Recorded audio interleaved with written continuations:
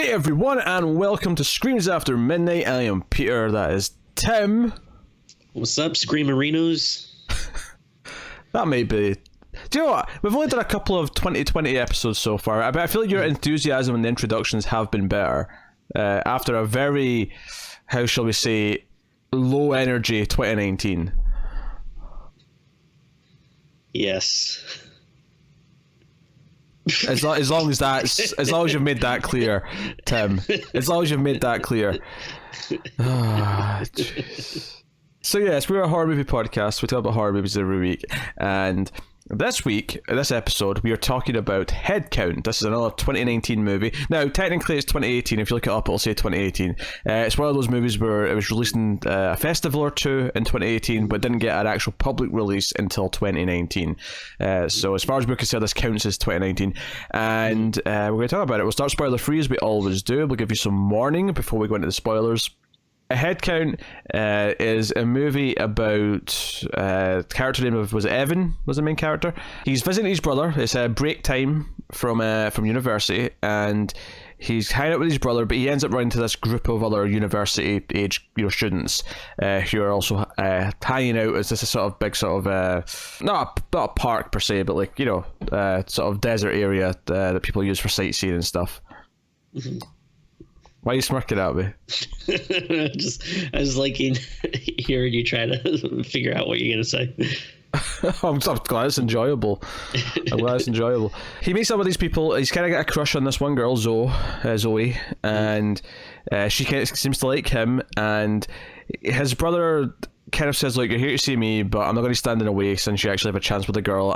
You can go hang out with them back at their, like, sort of, they've got a house rented for all of them to hang out at. So he goes with them. They're drinking and doing drugs and doing whatever all night. And the movie is obviously, where's the horror movie part, right? You're waiting for the but this is happening. Okay. This is happening. Well, not you. You've seen the movie. You know where it's going. Basically, when they're doing creepy stories around the campfire, Evan reads one off of the website that they're using, and which, by the way, creepy camp stories have changed a little bit since my day. Now you just read them off the internet. But he reads this one that may or may not summon something that's going to eventually try and kill them. And I feel like it's a spoiler to even say how it works, because it kind of hides that. All the descriptions of the movie, the trailer, they do a relatively good job of keeping it kind of under wraps as to what's actually going to go on and what's going to happen once this entity, if you want to call it that, is around. But a lot of the movie is kind of him being this odd new person to this group, and there's others who clearly don't like that he's there, but weird things start happening, weird things they can't quite explain. And that's kind of the gist of it. So, Tim, did you enjoy Head Count? This was a tough one, because I'll say I don't think the movie is that good, unfortunately. But what sucks about it is I really like the premise. Like, once you find out what is going on, I think, first of all, I do think it kind of takes a little too long to get there, but once you kind of have the conceit of what is, I guess, maybe kind of coming after him and how it works, and how you kind of like interact with your group and stuff because of that, I think it's such a cool idea, and there's a lot of cool things you can do with it, and I just feel like they don't do anything interesting with it. Like, there's a few like cool little moments when you realize, like, oh shit, like this is happening, but they're just kind of few and far between. And then it sucks, because it was a bit of a letdown, honestly. Yeah, so I'll say this was what we did with Wounds on the same day, and Tim picked both movies, and I want to hit him for picking these two movies.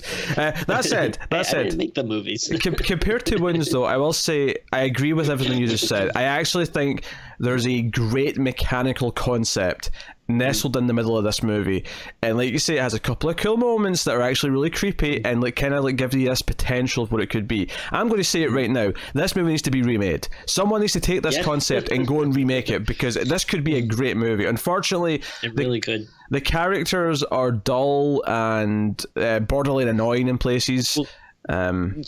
Well, you were saying at the beginning when you're giving the description and you said the main character's name, you're like, I think this is the main character. It's like, I could not tell you the name of any character in this. Like, I was like, oh yeah, Zoe, that sounds familiar. Maybe Max and Evan or something like that. But like, everyone is so... Well, we've talked about this before, haven't we? We've talked about the fact that these days with horror movies, when it comes to teenagers or college students, right, what they do now is they want it to feel realistic, so they don't have the caricatures that we had in the 80s and stuff. The problem is though, is that they end up just being really dull and boring and just annoying, because they're just annoying college students that you've met before in your life. Yeah, like these guys, they're like the kind of a, I don't want to say like annoying, but just kind of like the hipsters you see at a party that you're just like, I don't think I really have much to say to this guy. Like, it's like whatever. Because they're determined not to be the cliched elements of like movies from the 80s and 90s, but I actually prefer that over this, because at least those characters are entertaining. At least they're sure. They're funny or wacky or whatever. Whereas these characters, don't get me wrong, if you gave me like realistic characters who were really well written and engrossing and I cared about every one of them, sure, that's obviously the best case scenario. Definitely. But you're not achieving that. You're not even getting close to achieving that. Yeah. Just give us like some like big dumb jock with like a nickname like Chowder Head or something, and then like some nerdy dude with glasses and a calculator in his pocket, and it's like, all right, cool, good, we're off to the races. Yeah, exactly. Yeah, here it's just, these are all like 20-ish apathetic hipsters that are just like, there's nothing about them. Yeah, I mean, I guess the asshole one, Max, is kind of the only one who sticks out because he's just more of an asshole. But that is it. Like, that is the extent of it. The rest of them might as well blur together. Now, given how the movie actually treats like the mechanic of the supernatural element, you could almost argue that could be intentional, because it wants you to kind of forget how many people there are and how many there are around. That's true. Like, there could be something you could do with that. I don't think the movie's actually being that smart, though. I don't think it is. I think it's just a happenstance, but... as but I mean, it sucks. I feel like we haven't had one of these in a while where the movie's not good, but there is something about it that's like, it's such a bummer. Like, it's like, this could have been really cool. And I agree. It's been a long time since we've had this, where conceptually I can see like a 10 out of 10 in here somewhere. I can see, if you give this to director It Follows, for example, and you say, hey, play with this idea, you take this concept and run with it. Like, you could have a I mean, I know that sounds like a lame thing to say, because like you could take almost any concept and give it to a great director and maybe it'll turn out great, but like I do genuinely think the concept of the way the villain, if not villain's a weird word, but like the supernatural force, like the way it works is actually really interesting. It's kind of like take The Thing, but instead of like the monster movie aspect of The Thing, you sort of do it more with sleight of hand. Does that make sense? Like, sleight of hand, The Thing. If that makes sense. I'll explain it properly in spoilers. I don't want to get into it too in depth, but so like, yeah, I have to admit, because it was frustrating, because early on in the movie I was kind of like out of it, because it was like, oh, these characters are kind of dull, I don't like them. It's that Wolf Creek problem of the first 20-30 minutes being these characters constantly drinking and constantly like making jokes about the fact that two of them might want to have sex, and that is like the extent of what's going on. Once I don't even like to go to parties in real life. I don't want to see people partying in movies. But even once this stuff gets going, though, this is the thing, that I got these glimmers of hope, because a couple of creepy things happened, and I was like, I see what you're doing. All right, there's potential in this. And then unfortunately, the movie never lives up to those little glimmers of ideas. It just kind of... Did you know anything about it going in, or? No, I literally never heard of this until you said, let's do head count. And I said, okay, we'll do head count. I found head count on Netflix and watched head count. Because that's one of the reasons why I wanted to watch it. Other than it being like, I don't know if it's like super notable, but it's like a recent movie that we didn't get to this year, which is kind of the whole point of January. We're catching up with and February.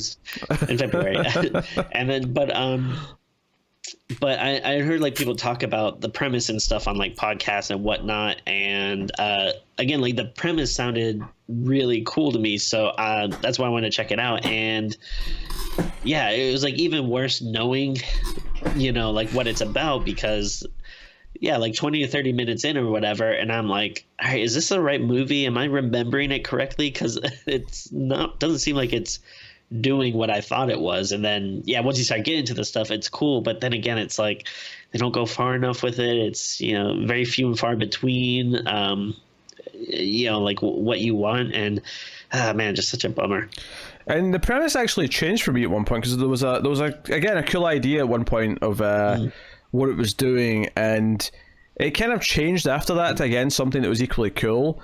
And I guess if I think about it, I understand why there was a mistake. The character made a mistake in thinking something happened at one point, but like conceptually, there's so much potential in here, and once the concept is actually put on the table, the characters do seem to kind of like they have a couple of moments where they're kind of concerned about it, but they don't really believe anything's happening. And then by the time it gets to the final act, when stuff's really going down, unfortunately the main character being aware that something's going on comes once again back to the research and internet scene where he looks something up and he finds like previous like potential victims of this thing, and it's so like, painful. why are we doing this? Yeah, we need to put a memoriam on that. Like Googling your problem in a horror movie, just it needs to be done. Yeah, I mean, imagine. I compared it to The Thing, kind of. It was very different, but imagine if in The Thing, like halfway through, Kurt Russell whipped out his laptop and Googled, alien who can look like someone else, and they found like it just. What's annoying about this? Of course, like the exactly correct page pops up like first of all. And what's really annoying about this in particular though is that this concept doesn't need it. This concept, you could easily do this mechanic and have the characters realize after the first time something happens that something's wrong, and have them learn about what's happening just through the action of it happening, and let the mystery build the fear and blah blah blah blah. Like I can see like I hate to watch a movie and say I can write a better version of the script, but I genuinely think I can. And actually, you bring up a good point too. Like when you say like how no one ever really seems too concerned about it. Like I think that's like a big problem with the movie, because the excitement should be when you realize something is wrong, and then that's when everyone has to figure out what the rules are and how they can circumvent the rules and stuff. But yeah, like you said, it's kind of just one guy being like, hey, wait a minute, and then most people being like, oh yeah, you're right, but oh well, never mind, now you're crazy, let's just keep partying and stuff. Like it never feels like anyone is feeling the danger or anything until kind of like right up to the end, where all of a sudden it's like everything like breaks off. But even then, like, people still don't really care. Like, the sad part is this is better than the other movie we watched today, right? It's better than Moons, but it's almost more it's almost more frustrating because I can see this being amazing and it's not. I agree. It's so frustrating. Yeah, these were two interesting movies to do like at the same time, because neither one, like, again, like on technical levels, were necessarily poorly made or anything, but they're both like kind of big disappointments, and I guess for different reasons for each one, but still it's like similar feelings at the end of them, where it's just like, oh man, that was not what I was hoping it would be. I do think that this one probably has the weaker acting of the two, but I think this one has the better technical direction of the two. I think this one had there's one thing it does that I thought was a bit like over the top, was where it kind of like it almost like the camera went through the door into the house, and it felt like a little bit showy and like over the top to me. But other than that, I feel like it had a distinct look to it. I feel like it had a feel. And then once the creepy stuff happens, like those one or two creepy moments, one of them is really good. And it's all just how what they do with the camera and shadows and stuff. I think I know which one you're talking about. Yeah. And it's a really good moment, and it almost made me think, oh, maybe this movie's about to get great. Maybe the last like 40 minutes of this is going to be amazing, and I'm going to like forgive the time that we spent kind of getting there. And unfortunately, it didn't. But oh man. Yeah. At the very least, though, I was definitely like more invested in this movie. Like, it's and again, it never gets to where I want it to be, but at least I was like, more along for the ride, I guess. Yeah, no, that's a fair way of putting it. So yeah, we're going to give the spoiler warning here, I guess. We've got spoilers. I will thank our Patreon producers, though, before we start that. David Short, Alison M. Fordyce, Cindy Palacios, and Tyler Hess. So thanks to them. Those are Patreon producers for the month. That means they are patrons at the $20 or more tiers.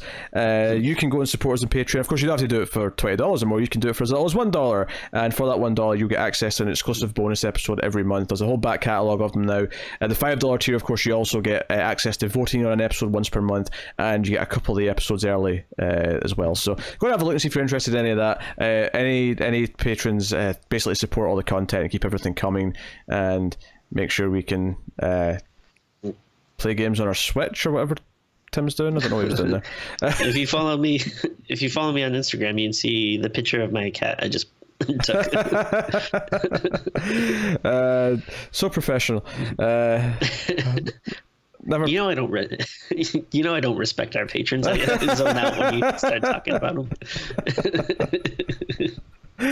Oh dear. All right. So full spoilers for. Kidding, of course. Just kidding. Come on. I love how you didn't have the balls to just let the joke lie. You had to just no. I'm kidding. I'm kidding. I'm kidding. You never know. You never know. All right. So full spoilers for head count here. So let's talk about the concept, because the core mechanic of this. So the first thing I thought was happening, because there's a scene where they're going out after he spent the night, and Evan says, "Where's the blonde girl?" And they're all like, "What are you talking about? What blonde girl?" Right? And I thought there was going to be this neat idea where they were going to start disappearing one by one, and no one was going to even notice. Like, everyone's going to forget that the person existed except him. And I thought that's why it was called head count, because people were going to keep disappearing. The implication, I think, based on where it goes, is more that the blonde girl who was there was not really part of the group, and he was just seeing her because she was there to blend in before the thing started doing its main doppelganger shenanigans, right? So basically, the way this movie works is that this entity, this demon or alien or his G or something they're calling it. Yeah, his G, yeah, because there was text at the start. But that was something both this and Moons had in common. They both start with like a paragraph of text at the start. Yeah. And again, like I said with Wounds, I watching on a small TV, sitting back. It starts with text, and I go, "Oh, all right." So I had to pause it and then go up and read it. But then it annoyed me because someone recites that exact text like later on in the movie. I was like, "God damn it!" Like, it was unnecessary. I'm just imagining Tim Lee like an old man going, "Siri, enhance, Siri, enhance." And to grab my walker and idle up to the TV. Oh dear. So basically what happens is that this thing will be a doppelganger of someone there, right? It won't take over. It's not like the thing where it's replaced the person, but they'll be pretending to be someone in a scene where there's a group of them. And this scene that I'm about to talk about is my favorite moment in the whole movie, and it was what got me excited for the whole thing.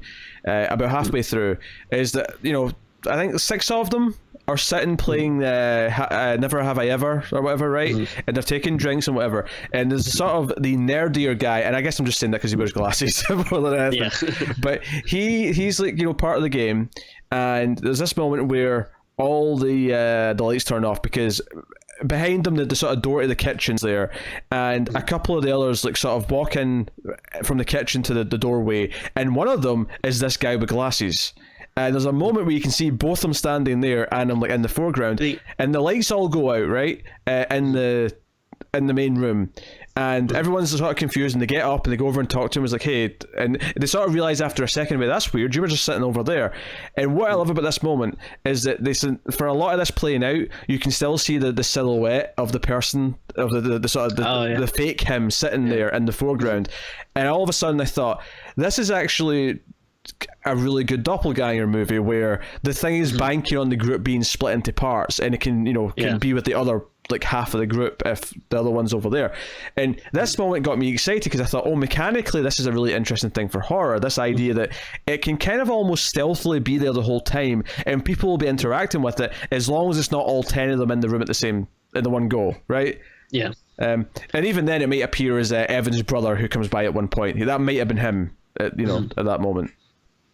Yeah, no, it's really great. And even like, kind of break the scene down a little bit, like it's really, really good build up because, as they're playing, like it seems like they're all kind of sitting on like one side of the table or whatever they're at. And it's kind of like the camera's slowly panning like back and forth between everyone, like almost like, feels like Paranormal Activity 3, like the oscillating fan where it's like, sure, yeah. Yeah, it's like going back and forth through everyone, so something's gonna happen. And yeah, I kept waiting, and then like you said, I think it ends with like someone, it's focusing on the guy, and then someone like asks him a question or whatever, like they say like, "Hey, Tom," or whatever, and then you see the other one like poke his head out of the kitchen door, and then that's when the lights go out, and it's like really well done. And yeah, it's like you said, this is like the best scene in the movie, and this is what you want the movie to be. Like, they should have gotten to this, in like 15, 20 minutes and then explored the hell out of it for the rest of the movie. And it doesn't. The rest of the movie after this, it should have been earlier, but the rest of the movie after this should have been them, like, being concerned that they can't trust each other, that there's a doppelganger in the room. And there's a small moment here where Evan, who sounds kind of crazy to be honest, because there's not been enough to really suggest that there is something supernatural, but he's like, hey, like, what if there was another, like, Mike or whatever his name is sitting there, and what if he's still in the house? And they go sort of looking through the house, but when they don't find anything, they just kind of give up, and that's it. Like, and that's the end of it. And because ultimately what this thing is trying to do is it's trying to make sure they're split into two groups of 5, because for some reason it can only do its thing when there's like a group of 5 people. Yeah, it says it's like power comes in 5s or whatever. Says it. Okay. Yeah. So, and there's 10 people in total, and it makes a good point of reminding you that, because it mentions that Zoe's the only person in the original group that's single. Everyone else is in a couple. So Evan being added on as her like potential new sort of partner, and they have sex and whatever. They seem to be hitting it off. That means that gives us 10, obviously, right? So.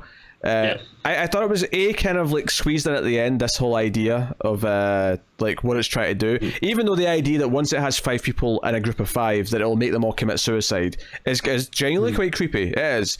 But I don't know if I needed it. Like, honestly, the idea of it being just there, like imitating one of them, and like, so again, the whole idea of it being called head count because there's one extra person that shouldn't be there, right? Like, simple. And I kept like wanting them to incorporate that. Like, I kept wanting them to be like, all right, we got to start like, like taking like head counts and making sure there's like, 5 of us here, or how many are here, and then you can play with that idea when they, then maybe there could be when there's like less people or more people, and like, wait a minute, didn't we say there's this many or whatever? And then you can see like paranoia and tension. Yeah, or even if they're split in 2 groups, like let's say they both groups do a head count, and like they're on the walkie-talkie, or well, I say walkie-talkie, their phones or whatever, and they say, hey, yeah, we've got 6 over here, and the other goes, yeah, we've also got 6. Like, like, wait, that's one too many. Like, one of us has got a doppelganger. One of us has got the extra person, Yeah. And then, like, someone can mention something about, like, well, Mike thinks this, but like, wait a minute, Mike's over here or something. And then, like, you would, like, get, like, some good, like, scares or something like that. There's so much potential, damn it.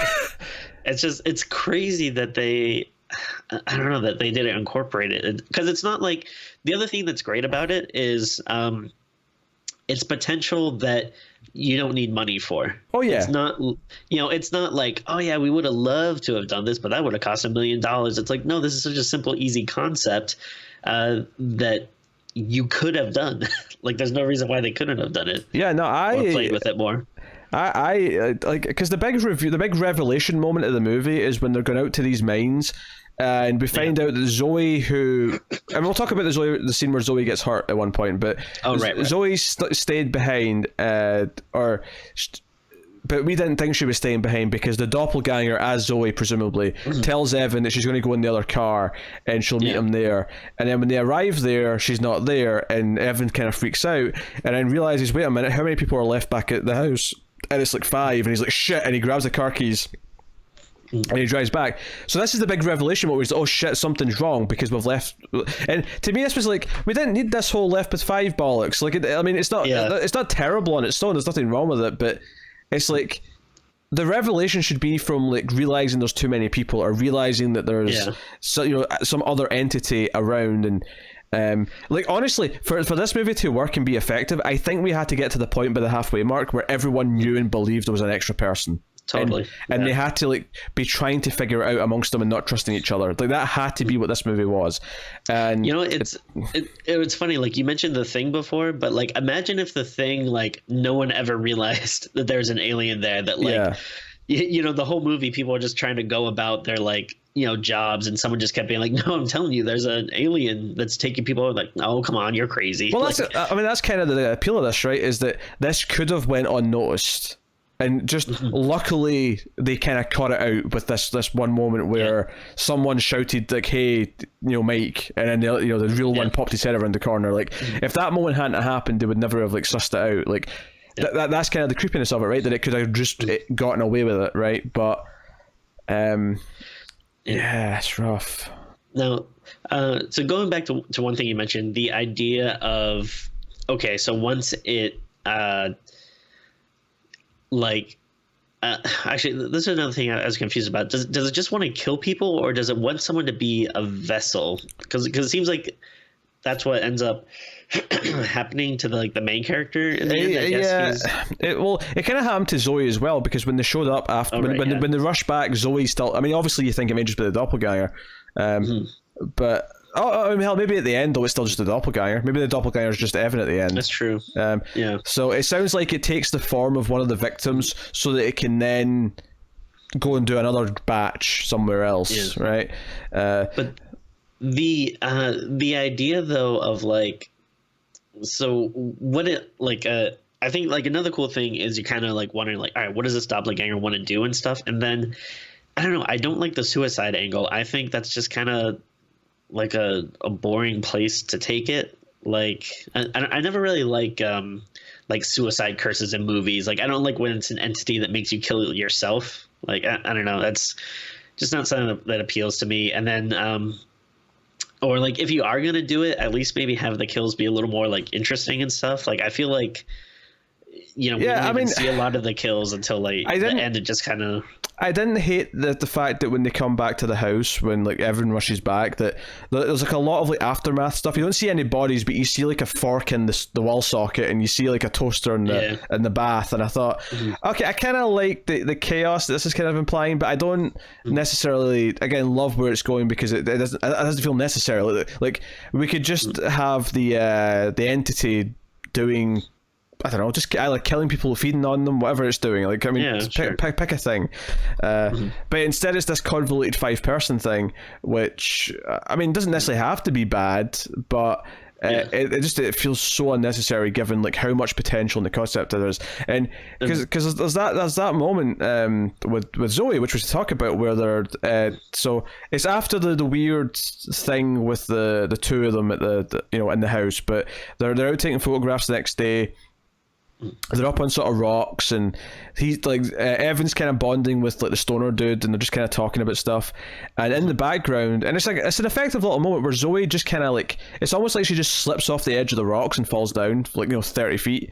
But it just kind of happens in the background, really kind of like slickly. It's not like she stumbles and falls over. It's like she just kind of like, it's almost as if something just popped her out like by a foot and she just dropped. But not it didn't look like she got pushed out. It wasn't like she went out like top first. It was like her entire body just kind of went slip like that. And they go down and they're all freaking out, and she's got her legs broken or whatever. Kind of weird not to go to hospital, to be honest, after this scene, but whatever. Sure. But it was an effective enough moment, and it made me go, okay, so why did the thing have this happen exactly? Is it just a ruse so that it can trick them into splitting in two later, so that the one's like has to stay home, but she can like pretend that she's going out with the others or something? I don't know. That's maybe the most frustrating movie of 2019, because it has so much potential. I think like the big thing I wanted to ask you too, because obviously you're known for you love a movie with rules and stuff, and do you think that this movie effectively like set up rules for this entity, and then or do you think it was kind of just like a little haphazard? Nah, it was haphazard, as you say. But I think this is something that could have had rules and could have really benefited from the rules. Because I think like it seems like what the better version is, and like you said earlier, is yeah, we don't spend as much time, like, in 15, 20 minutes, we find out what the entity is, what's happening, and then we kind of establish some rules. And again, like, the movie is the people trying to, work around the rules to stay safe. It has to be them constantly staying in groups, communicating who's who and who's where. I mean, there's just naturally a lot of rules. Maybe you could add on some extra ones, like maybe they find out, I don't know, like it can't do certain things, so there's maybe like loopholes to exploit or something like that. Like exactly, like that could be something to play with, and that'd be adding extra stuff onto it that obviously we've not thought of. But like I feel like there's just. there's so much you could do with this. There's so much you can do with like the idea of like that shot of the extra version of him sitting in the foreground and no one's noticing him is so good. And like I wish the movie really just stuck to that idea. It feels like they had an idea, and I said this about Wounds as well. It feels so undercooked. It feels like they had a great idea and they knocked out a script, and I'm like, look at it again. Think about how much time you're spending just doing more of the awkward, like Evan doesn't fit in here. Max kind of is making fun of him or being passive aggressive. Like, think about how much time you're spending on this shite, and think about how much less you could have and how much more of the time you could spend on having more of a game of cat and mouse in the house. It's not even that big a house. It's just like a holiday home with maybe 5 bedrooms. It's not huge, like, and the surrounding areas. And imagine like the cool stuff you could do where like, that like you could rewatch it and then notice like something in the beginning where it was like, oh, there's an extra person there. Like I didn't even realize at the time, like. Yeah. Because it does like a roll call when he first meets the group. They kind of all like say who they are and say hello, which I think is very intentional. So. Like, that could be something, because the first time something creepy happens, he's in the hot tub with Zoe, and she kisses him for the first time, and they hear a noise, and they think they see someone in the distance, and I'm like, yeah, that's the perfect thing you start this with. And then once they get in the house, then we realize whatever this is come in the house, right? And we have this doppelganger, and like, I mean, notice how much time we're spending talking about what this movie could be and not what it is. Like, it's because there's so much more interesting stuff that it could have been, and ultimately what it is just like dull, and like, with the exception of a scene here and there, like I mean, that big scene we talked about, like that is like really like an amazing standout scene in the movie, but then so much of it else is very dull, and I don't care it's very about this guy's relationships and stuff. The whole thing's very generic. The arc of the movie for him is meant to be that he kind of ditches his brother to come and be with these people. His brother comes to try and find him like on the second night and says, hey, I thought something bad happened to you, and we find out that their parents are dead, and his brother kind of raised him. He's kind of a weirdo. I did sympathize with the brother at one point, because the brother doesn't like drink alcohol or anything like that, and when he says that, like, Max is like, oh, like, it makes like a little snarky comment, and I'm like, as someone who doesn't drink, I'm like, oh, okay, I'm on this guy's side now. Like, screw you, Max. But like, and I think the point of his character arc is that at the end of the movie, when everyone else has been killed, and he's on his own, he's the last one left, and he phones his brother and he's begging his brother, I'm so sorry, like, please come and get me. It's basically, I think, the idea that he's kind of taking his brother for granted, and he's not. He's meant to be spending this weekend with his brother, and he's not. He's ran off and spent it with other people, and he's not appreciating what he has in his life and who he has in his life. And at the end of the movie, he's kind of realized that he should have paid more attention to that.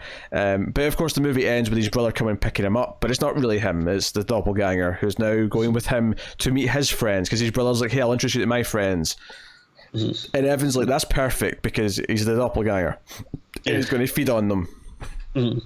Say, how many friends did you have again? Well, I guess if we were meeting 3 of us, and then, well, I guess me and you, that would make 5. No, it'd have to be 4, because the doppelganger doesn't count as one of the 5. That's true, yeah. So, yeah, I've got 4 friends, 2 couples. We're going to be 2 couples. And me makes 5. Perfect. Yeah. 5 people. Oh, my favorite. I don't know what that was, but I liked it. What was I think I might have missed something about this. I don't know if they explained it or if it was part of the Google search that he did. But what was the deal with like the line? There was like that, like a certain line that you could go up to that the thing would have power or wouldn't have power or whatever. Oh yeah, I actually didn't really notice an explanation for that either. It became clear in the final act that there was this line that once they arrived over the line again, they were trapped inside like the perimeter, because obviously later on when Evan tries to leave and crosses over this line, he just kind of loops into another, like it mirrors the whole house and the surrounding area, and we see that if he tries to leave, he just loops back into it. And that's fine, whatever. But yeah, again, I feel like it sounded like could have been maybe a little more interesting if, I guess, maybe play with it more as a little context. Like, I don't know, it just kind of seemed like a weird, like, okay, this is a thing now. Yeah, I don't know if you need it, but I mean, that's the sort of thing that you could have done. Like maybe after they realize, let's say in our version where they realize there's a doppelganger sooner, they try to just run away, but they can't, and that's what traps them there. So they have to deal with it, right? Yeah. Because unlike the thing, it's not the weather, it's not the snow. They're not in the middle of nowhere. Like I mean, they're fairly secluded, but they can still drive somewhere, right? Yeah. But this explains why they can't just run away. They could have used that for that, sure, but I don't have an answer now. I don't know exactly what the rule was there. When you looked up possible previous victims of this thing, there was like this little girl who survived, but again, I don't think she did. I think the whole idea is that the doppelganger will pretend to be a survivor of the 5 that died, to then that makes sense. Pass on. I mean, part of the little riddle, the little rhyme that he says, it says, "Oh, you've already seen it before." That kind of ties into it being a doppelganger. The idea that it's going to hide in plain sight with someone you know, which is fine. Oh, man, I'm so frustrated. I'm so frustrated. Like this, you know, like instead of like them like understanding that something's wrong and trying to figure it out, we get a generic scene of them like just looking around to see if there's an intruder, and then they just assume that the stoners like basically spiked all of their drinks. That's what their assumption is. And I don't like that the thing leaves a symbol behind. Like, you know, obviously at one point Evan sees this symbol in in this little hut that's next to the house, and then later on it's like sort of formed on the table with the cups and stuff. Like, I don't need this generic haunting shit. Like, that's not the fun part of this. The fun part of this is the doppelganger and how it's going to like infiltrate and like trick them into thinking it's with their friends and not, and whatever. And unfortunately, it does the bare minimum of that when it should be the entire concept of the movie. Yeah, man, it's a shame. Yeah, I wonder if it was even like, I don't know, a thought when they were making it or anything. If they, realized that like, oh no, we have this interesting thing. Why don't we explore this? Like it's I don't know. I mean, maybe we just have really specific tastes, but I feel like most people would probably look at that and be like, oh no, that would be a more interesting direction to go to. I mean, I would like more interesting and likable characters, sure, but like, that would really put it over the top if it was like what we were saying plus that. But even if these characters were the same, but they just went heavier into the concept, I could be fine with the characters just because they're there for the purpose of the story. But unfortunately, I don't care about the characters. The concept is whiffed on, and as a result, I'm left just upset. I'm upset that it's not done what I wanted to do. Well, I mean, luckily they remake everything nowadays, so hopefully in 2 years we get another version of this.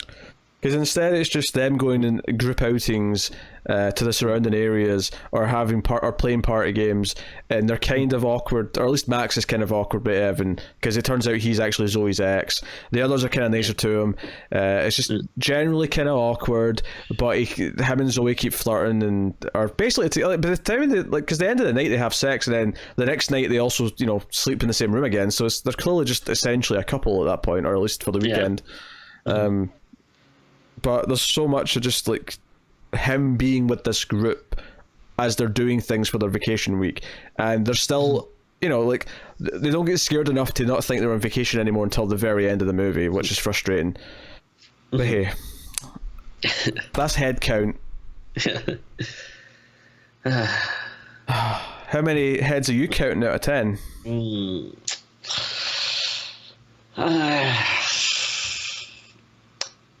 This is a tough one because again, like I say that you have a great concept. So if you have a good concept, but then you don't do anything with it, is that like should you get like less points or more points for that? Like, give you a good amount of points for the concept, but then since you totally beef it, I don't know, do I take more points away or that's tough. I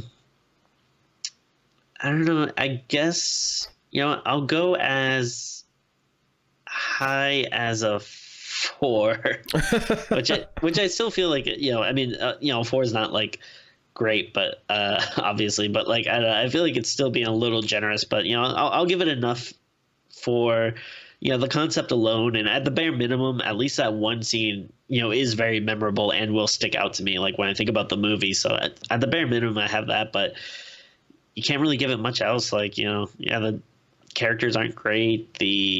Again, they just really fail to live up. It's a really cool concept, and unfortunately, it ends up being a little boring because of that. So. Yep. Yeah. I'm pretty much in the same boat. I'll stretch to 4.5. I'll stretch to 4.5 because the concept's so good. They need to do more with it. They need to just focus on the concept because the concept's great. It's such a shame. It's such a shame. I mean, I think like you mentioned like It Follows earlier. Like I feel like this could have.